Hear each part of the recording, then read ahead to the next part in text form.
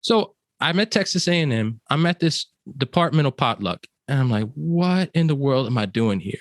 And it ends up that across the room is Dr. Tommy J. Curry. He's founded the Black Male Study Institute at Edinburgh, Scotland. Mm-hmm. But he can see me looking like I'm a fish out of water. He comes over and he greets me and we start talking, and his wife joins, Dr. Gwinnetta Curry. It ends up that Dr. Curry says, I think you would enjoy learning about critical race theory.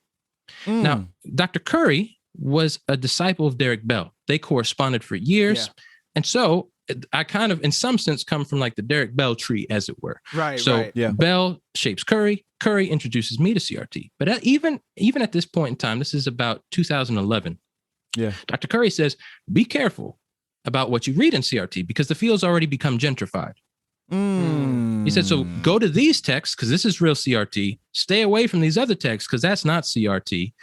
And so it ends up, because of that conversation, I start reading CRT and I go, whoa, a whole lot of stuff is clicking together.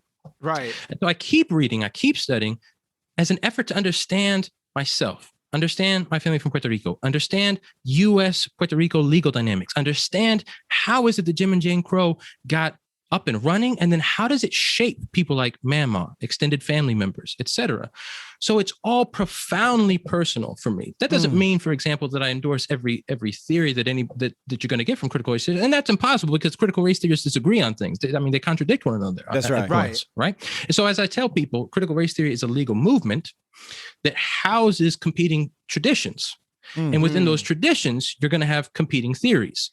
But, especially Christians, they should be all sorts of familiar with this. Like, just think about Protestantism in general. Okay, Protestantism holds a whole lot of groups. Right. And those groups, they're competing. And even within those groups, there are a lot of competing ideas. Think about those that are like in the SBC, Southern Baptist Convention. You're going to have some that are going to have a certain vision of free will and Calvinism, and some that are going to have a very different vision of free will and Calvinism. And they're both in the same convention. And sometimes they're worshiping right next to each other, pre-pandemic on the same pew. It's that level of diversity. So I'm trying to understand that level of diversity in a way to understand my family and myself. And I found it tremendously helpful. But I also want to say this. The more I thought about my experiences, the more I thought about what I was learning through CRT, the more I became driven to answer the following question. What does sanctification look like in a racialized world?